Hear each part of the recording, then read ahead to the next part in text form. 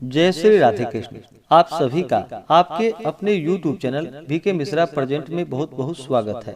आइए आज आप सब सुनेंगे कार्तिक पूर्णिमा व्रत की कथा।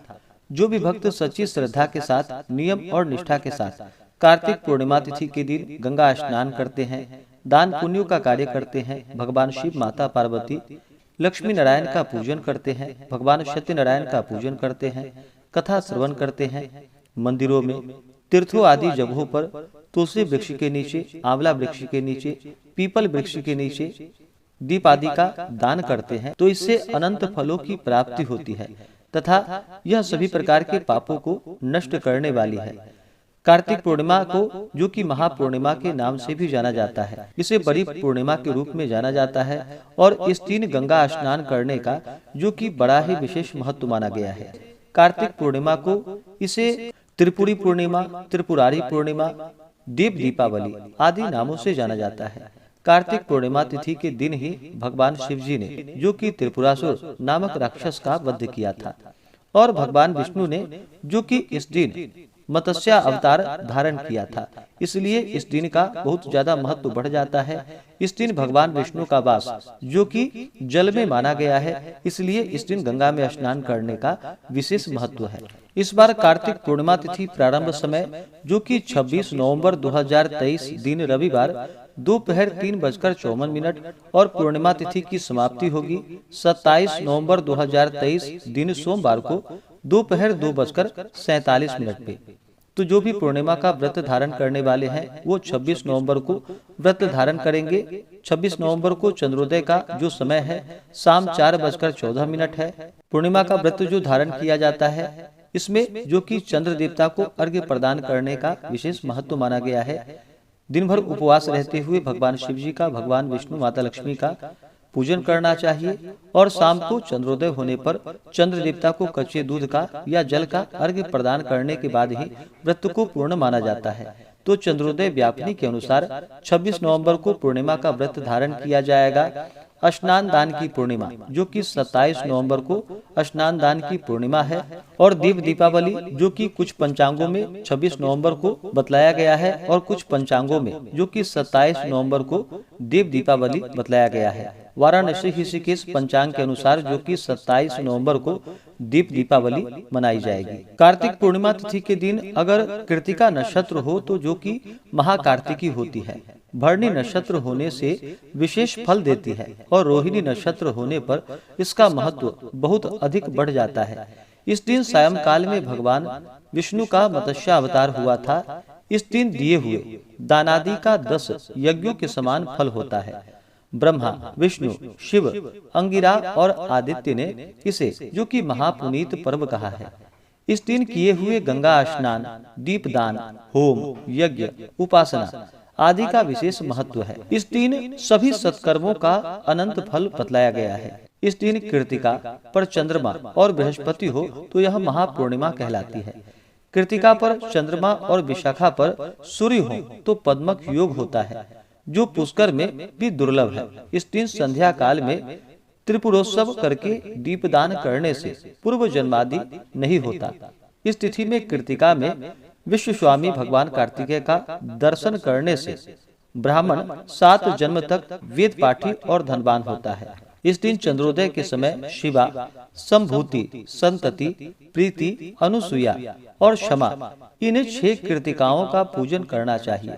कार्तिकी पूर्णिमा की रात्रि में व्रत करके वृषदान यानी कि बैल का दान करने से शिव पद की प्राप्ति होती है।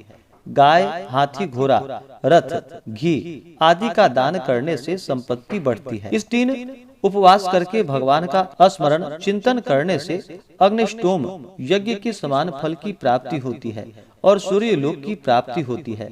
मेष अर्थात भेड़ दान करने से ग्रह योग के कष्ट नष्ट हो जाते हैं। कार्तिक पूर्णिमा में प्रारंभ करके आप प्रत्येक पूर्णिमा को रात्रि में व्रत और जागरण करने से जो कि सभी प्रकार के मनोरथों की सिद्धि होती है। प्रत्येक पूर्णिमा तिथि के दिन जो कि 32 पूर्णमासी का बहुत स्त्रियां व्रत धारण करती हैं, जिससे कि वैधव्य योग नहीं होता है, तो आप कार्तिक पूर्णिमा तिथि से ही इस व्रत को शुरू कर सकते हैं। इस बार 26 नवंबर को जो कि भरणी नक्षत्र बन रहा है, दोपहर 2:05 तक। उसके बाद कृतिका नक्षत्र है, जो कि बड़ा ही अच्छा इस बार योग बन रहा है। इस कारण से यह बड़ा ही फलदायी माना गया है। तो आप 26 नवंबर की शाम के समय में अन्य पंचांगों के मत से, जो कि शाम 5:22 से शाम 5:49 तक आप दीप आदि का दान करें तो बड़ा ही पुण्यफलदायी होगा। और 27 नवंबर को, जो कि मणिकर्णिका घाट में स्नान किया जाएगा,